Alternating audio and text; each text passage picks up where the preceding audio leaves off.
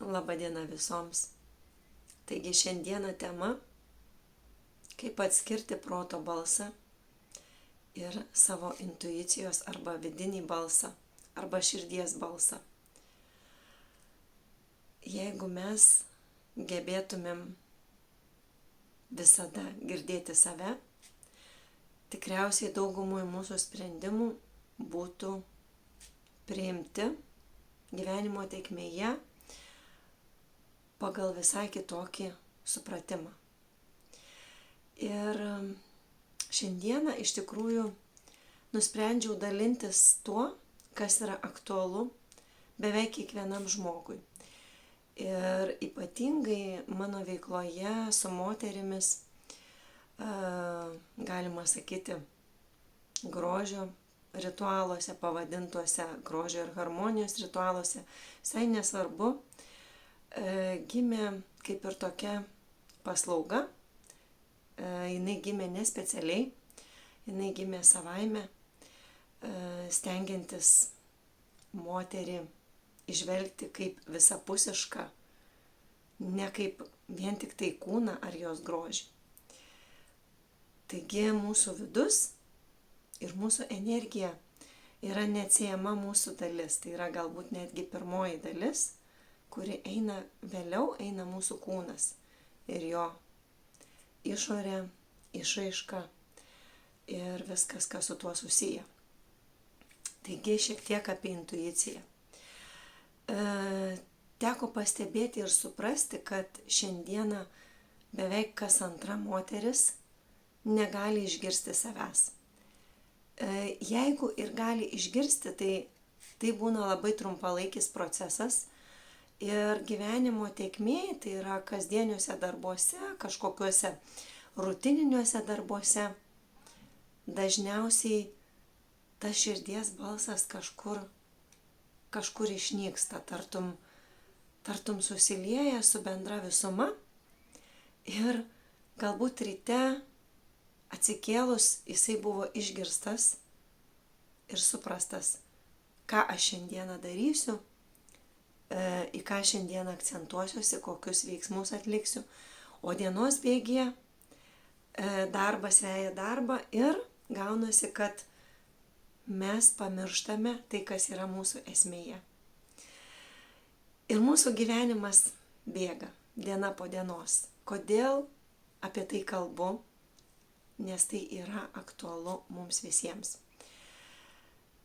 Žinoma, gyvenant sistemoje, mes turime pritapti kažkiek ir adaptuotis. Tai yra neįmanoma, kad mes atsiskirsime ir kažkur gyvensime vienus ar vieni, turėdami kažkokius savo aukštus tikslus,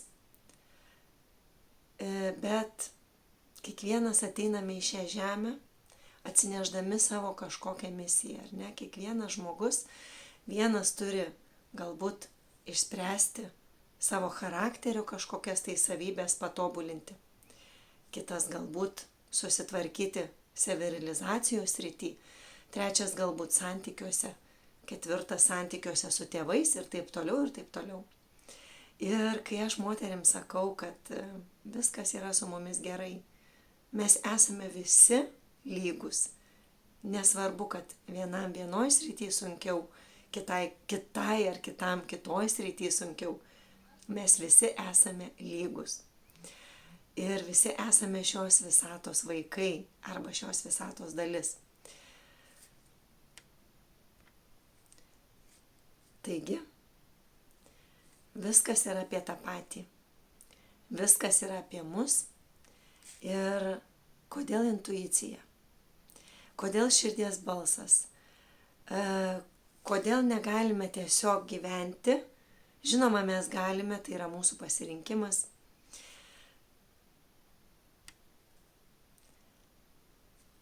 Tiesiog kažkas truputį su šviesa pareguliuosi. Tiesiog mūsų gyvenimai tokie yra įdomus mechanizmai, kad gimstame nuo mažumės ar ne, turime ištobulėti, kaip pirmiausia išmokti vaikščioti, tada išmokti kalbėti, tada išmokti bendrauti, o vėliau keliaujame mokytis kažkokių dar didesnių dalykų. Ir kai mes gimstame, būname maži lėliukai, mumis visi džiaugiasi, myli mūsų putlius žandukus, džiaugiasi mumis vien todėl, kad mes esame. Bet laikui bėgant, mūsų ta vertė tartum po truputį mažėja.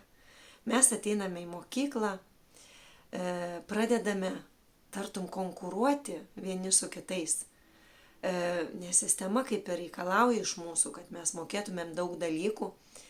Ir jeigu tie dalykai mums neišeina, taip kaip išeina, pavyzdžiui, suolo draugui, ar ne, mes pradedame jausti žemesni ir stengiamės pritempti save prie to vadinamo, ar ne, sakykime, nustatyto kažkokio karkaso. Ir šiai dienai tai yra norma. Šiai dienai tai yra norma ir nori, nenori, tiek vaikai, tiek suaugę stengiasi tam, kad įstatytų save į kažkokius rėmus, ar ne? Ir gerai, kol ta norma mūsų nepradeda, sakykime, spausti labai, ar ne? Tai mokykla, vėlgi universitetas ir taip toliau, mes turime kažkokias normas, turime įgyti kažkokį išsilavinimą ir gaunasi, kad mes visada tose normose. Ir toliau, kai mes ateiname jau į savo savarankišką gyvenimą, ar ne, renkamės savo kelią, renkamės, ką mes veiksime toliau ir iš ko mes renkamės. Mūsų pasirinkimai dažniausiai yra iš suformuotų kažkokių tai taisyklių, ar ne, iš kažkokių tai normų, kurias mes įgijome darželyje, mokykloje, universitete ir, sakykime, ieškodami kažkokios tai darbo srities, ar ne, ar kažkur tai norime save pradėti, ar ne, darbinę kažkokią veiklą, savirealizaciją, mes pradedame ieškoti pagal jau tą sukurtą kažkokį stereotipą, pagal tas taisyklės ir kitaip būti negali. Nes viso gyvenimo tėkmėje iš tikrųjų intuicija arba vidinis balsas, jisai toks, pastatomas į tą tokią mažą poziciją, kuri praktiškai yra niekada neatsižvelgiama arba tiesiog ignoruojama dažniausiai. Ir tiesiog žmonės išmoksta taip. Žmonės išmoksta taip, nes mes esam dalinai kaip mūsų smegenys, kaip veikiantis kompiuteris, ar ne, į kurį prisikrauna tam tikros programos, kurios laikas nuo laiko pradeda veikti, ar ne, kaip mes instaliuojam, pavyzdžiui, kažkokią naują programą į savo kompiuterį, tos programos jau mūsų galvoje pradeda veikti. Viskas būtų kaip ir gerai, jeigu mūsų gyvenimas tuo ir apsiribotų. Bet turbūt ne vienas iš jūsų pastebėjot, ypatingai tos moteris, tie žmonės, kurie kažkiek komunikuoja, buvo pas mane galbūt arba klauso šitą filmuką, dažniausiai supranta, kad kažkur kažkas yra ne taip, ar ne, kažkur tai čia yra perlenkta lazda, kažkur tai čia gyvenime vis dėlto nėra taip, kaip taisyklė sako, vien tik tai. Ir dažniausiai tai mes tik suprantame jau būdami pakankamai suaugę. Aišku, dabar gal jau ateina naujos kartos, nauji vaikučiai, naujos sielos ateina, kurie jau žinos, ar ne, visą tai jau iš savęs turės.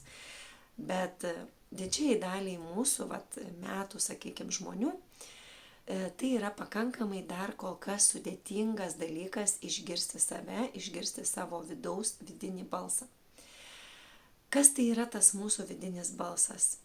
Tai yra ne programa, ar ne? Jeigu tai kalba mums, sakykime, programos, kad tu taip nedaryk, nes tu nudegsi, tu neik ten, nes yra tokia pasiūla arba paklausa, yra, sakykime, daug tokių specialistų prigaminta, tarkim, prikurta, ar ne, priruošta, gal taip teisingiausia būtų sakyti, tai tavo specialybė yra nelabai kokia ir taip toliau, ir taip toliau. Čia banalūs pavyzdžiai. Ir mes suprantam, ar ne, kad tai yra ne apie mus. Tos taisyklės yra ne apie mus. Ir dažniausiai, kai jau mes pradedam norėti kažką išgirsti giliau, mes jau būnam nukeliavę tam tikrą savo kelią, ne? Būnam užaugę, būnam dažniausiai jau pabaigę mokslus, kažkokį susiradę darbą, dažniausiai ar ne turim kažkokią galbūt antrą pusę ar šeimą, turim kažkokios patirties gyvenimo. Ir tada pradeda jaustis ta vidinė tuštuma. Ir ta vidinė tuštuma tai yra būtent tas, kad mūsų siela bando su mumis kalbėtis, bet mes jos negirdim. Tai iš tikrųjų visos šitos terapijos, kurias mes atliekam per susitikimus su moterimis, sakykime, galima atlikti su masažu, galima be masažo, galima tiesiog daryti terapiją, kurios metu mes tiesiog įeiname į ramybės būseną ir kalbame tiesiogiai su žmogaus širdimi, ar ne? Tai yra su ta intuicija, su širdies balsu, su sielos balsu, nesvarbu, kaip jūs pavadinsit visą tai. Žmogus atranda tikruosius tuos savo atsakymus, ar ne, kuriuos tu būdamas normaliai dienos bėgyje negali dažniausiai išgirsti, jeigu tu esi toksai žmogus gyvenantis savo tuose rateliuose. Nors dažnas iš mūsų jau dabar užsiema meditacijom, ar ne, užsiema kažkokiam praktikom, kas yra dabar labai populiaru, bet tai negarantuoja, kad mes girdime save, ar ne, tai negarantuoja. Vėlgi, kaip aš sakau, moterims labai lengva apsigauti, mes kartais pasižiūrime internete begalę pasiūlos, begalę daug praktikų, bet tai negarantuoja, kad mes susitiksime su savimi. Ir, sakykime, kažkokia tai meditacija, kažkoks, ar ne, pabuvimas vėlgi ramybės būsenoje, tai jisai mus atpalaiduos, bet tai negarantuoja, kad mes išgirsime ir mes darysime sprendimus savo gyvenime. Tai tai vėlgi yra du skirtingi dalykai, kurių reikėtų nesumaišyti ir stebint, kas yra šiuo metu pasiūloje, sakykime, visada vėlgi, kaip aš sakau, išgirsti per širdį. Kodėl ir yra svarbu mokytis išgirsti per širdį. Taigi, kas tas širdies balsas arba intuicija? Aš kaip sakau, labai yra paprastai. Aš buvau nuo vaikystės turbūt apdovanota šitą dovaną, nežinau, gal dovana, gal tai yra duotybė kiekvienam žmogui, tik tai mes turime ją išlavinti su laiku, ar ne, išlavinti, išmokti ją naudoti. Ir vienam jinai pasireiškia jau nuo vaikystės, kitam žmogui jau, sakykime, po kažkokio įvykio, gali būti po kažkokio pokyčio gyvenime staigaus. Čia visai iš tikrųjų nesvarbu ir nesvarbu, jeigu iki šiol žmogus ir nenaudojo, sakykime, ne, galbūt jis ir naudojo, bet nesuprato, kad naudoja. Mes visi esame unikalūs ir mes visi turime tuos įrankius, kurie mums reikalingi šitoj kelioniai. Taigi intuicija gali reikštis, arba širdies balsas gali reikštis labai įvairiai. Vieniems tai gali jaustis per pirmą mintį, kurią mes dažniausiai norime nuignoruoti, praignoruoti. Pavyzdžiui, pavyzdys labai paprastas, gyvenimiškas. Susitikom žmogų pirmą kartą gyvenime ir atėjo pirma mintis. Bet tokia pati pirma mintis į galvą. Ir mes ją paskui pamiršom, pradėjom bendrauti su žmogum, susikūrė kažkoks tai ryšys, ar ne, ir toliau gyvenam savo gyvenimą. Ir kaip ir ta nuomonė, ir ta pirma mintis, jinai nebuvo lyg tai ir tokia, kokią mes pagalvojom. Ir tik tai vėliau, po kurio laiko, kai mes pradedam labiau pažinti žmogų, pamatyti kažkokiose situacijose, mums ateina suvokimas, kad vis tik ta pirmoji mintis, jinai buvo teisinga. Ir labai yra svarbu pastebėti tą pirmąją mintį, nes jeigu mes ją ignoruojame, mes visada paskui nukenčiame. Gaunasi toksai kaip nepadarei, nepamatei, nepatikėjai, vis tiek ateina paskui rezultatas, ar ne? Arba mes tada nusiviliame, pavyzdžiui, kažkuom, tai ar tuo žmogum, ar situacija, ar kažkuom, nesvarbu čia, kur ta intuicija ką pakuždėjo, bet esmė, kad jeigu mes nepaklausėm, nusivylėm ir gavom rezultatą, tai kitą kartą tikrai vertėtų paklausyti tos pirmos minties. Kaip dar ateina intuicija?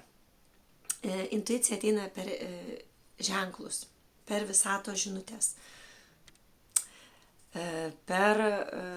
Nesvarbu, iš tikrųjų važiuojat mašina, važiuojat autobusu, galbūt net autobusu važiuojant daugiau tų ženklų galima pastebėti negu mašina, nes mašina reikia stebėti kelią. Ir pamatot, nesvarbu ką, jau turbūt šitas teorijas jūs esate daug kartų girdėję, bet iš tikrųjų tai veikia. Daleisim mane, nusprendėt kažkokį padaryti pokytį savo gyvenime. Daleiskim lankyti sporto klubą, ar ne? Vat, nusprendėt lankyti sporto klubą, sportuoti, pasidailinti kūną ir, žodžiu, sveikai galbūt gyventi ir visa kita. Ir pats faktas, ar ne, jūs važiuojat ir galvojat, ar man užsirašyti į sporto klubą, kaip tai paveiks mano gyvenimą. Ir netikėtai per akis, per jusles, per kvapą, per garsus jums ateina žinutė. Daleiskim, jūs išgirstat, pavyzdžiui, kažkokį nemalonų garsą. Nemalonų kažkokį tai garsą, galbūt kažkoks žmogus šaukia, galbūt keikiasi, galbūt kažkaip tai grubiai elgiasi. Ir jūs atsisukat į tą žmogų gatvėje ir pamatot, kad jis atrodo toksai, agresyvokas kažkoks, pavyzdžiui, galbūt atrodo toksai tvirto sudėjimo, galbūt žmogus pasportavęs yra, bet jis toks, kažkoks toks negatyvus. Tai ką visa tai jums sako per šitą žinutę? Tai nėra šiaip savo atsitiktinumas. Tai yra ženklas, kad galbūt palauk, galbūt sporto klubas tau netinka, galbūt tau reikia kažko švelniau, galbūt ši veikla iš tikrųjų tau nerezonuos, ar ne, su tavimi. Tai čia kaip pavyzdys. Sakykime, jeigu tai atsakymas yra neigiamas. Jeigu atsakymas, pavyzdžiui, daleisim teigiamas, jūs galit pamatyti, labai, sakykime, gražaus ar nesudėjimo moterį, dailių rankų, dailių kojų, pavyzdžiui, ten galit pamatyti kažkokią reklamą, pavyzdžiui, akciją, pirmam mėnesiui, arba sporto klube akciją, ten pusiai metų, ar ne. Ta prasme, tai yra ženklai. Ir kartais atrodo visai pro šalį, ar ne, praeinantis kažkoks žmogelis, jisai mum atneša žinutę. Aišku, mūsų protas sakys, ką čia nesąmonė, čia sutapimas, kokia čia gali būti žinutė. Bet tikrai yra taip, kaip yra. Ir mūsų realybėje viskas vyksta nuo mūsų vibracijos. Mūsų mintis, mūsų jau paskleista vibracija, aš mintyse galvoju, ar ne, kas bus, jeigu aš pasirinksiu sporto klubą ir mano aplinkoj pradeda rastis kažkokie ženklai. Tai iš tikrųjų viskas taip ir yra. Mūsų gyvenimas tai yra mūsų pasaulis. Ir mūsų pasaulis yra mūsų vibracijos. Tai taip kalba intuicija. Intuicija gali kalbėti per kvapus. Ypatingai moteris gali būti jautrios kvapams. Kartais jūs galite užuosti netgi kaip nemalonus kvapas kažkoks ateina į jūsų nosį ir galit susieti, pavyzdžiui, su kažkokiu prisiminimu neigiamu, ar ne? Arba kažkokią mintį pagalvojat ir tiesiog užuodėt kažką. Lygiai taip pat gali būti intuicijos požymis. Tai šito nereikėtų ignoruoti. Ir labai dažnai jis ateina toks. Intuicija gali kalbėti per kūną.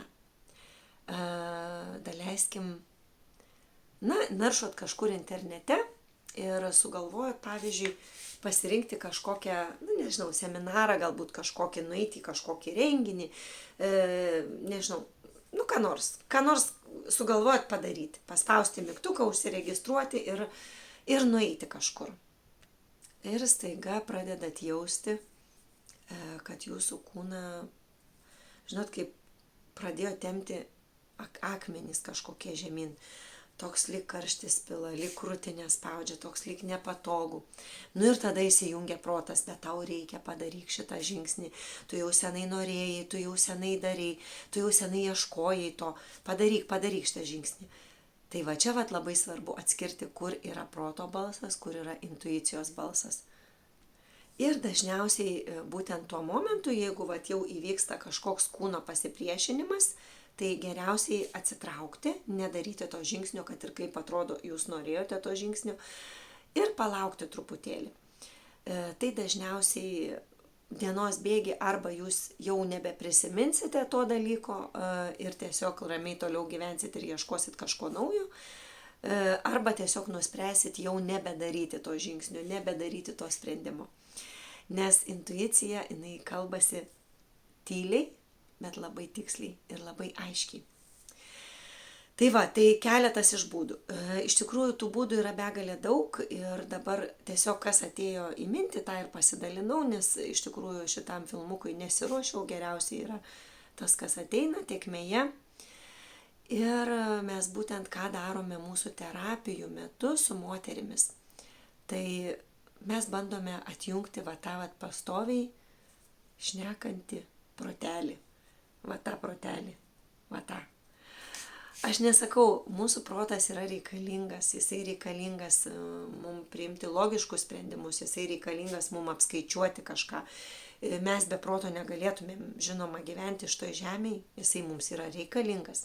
Bet didžiuosius gyvenimo sprendimus protas nepajėgus priimti, nes kaip ir minėjau, protas kalba pagal rėmelį. Pagal rėmelį. O rėmelyje mes negalim sutilpti. Nes jeigu mes bandome įlysti į rėmelį, tada mums skauda. Tada mums labai labai skauda ir mes nesame tie, kas esame. Todėl širdies balsas arba intuicijos balsas arba visatos balsas arba jūsų aukštesnysis aš, viskas, nesvarbu kaip pavadinsit, tai yra jūsų neproto balsas. Tai va, terapijų metu mes tiesiog šiek tiek sulėtiname smegenų dažnius. Tai yra labai paprastai tiesiog kalbėjimo pagalba, skaičiavimo pagalba, tai yra visiškai ne kažkokia tai hipnoterapija, nors dabar visaip vadinama yra. Iš tikrųjų ši būsena yra visiškai sąmoningumo būsenai, bet žmogus yra ramybės būsenui ir jisai gali pasiekti savo informaciją, kurią mes būdami, sakykime, dienos savo eigoje sunkiai pasiekėme todėl, kad arba neskiriame savo laiko, mes galime viską padaryti ir patys iš tikrųjų. Viską galime, bet dažniausiai nelieka laiko tam, nes yra prioritetai, yra veikla kasdieninė, yra mūsų įprastinė rutina, kuri nelaukia, nors iš tikrųjų viskas palaukia, čia tik iliuzija, bet mums taip atrodo. Mums taip atrodo, kad nelaukia. Todėl dažniausiai žmogus neranda tiesiog. Ir kas dar yra? Daryti pokytį arba išgirsti save dažniausiai protui yra labai labai nemalonu. Nes protas, kaip sakiau, yra rėmelis. Jisai jau išmoko ir jisai taip gyvena.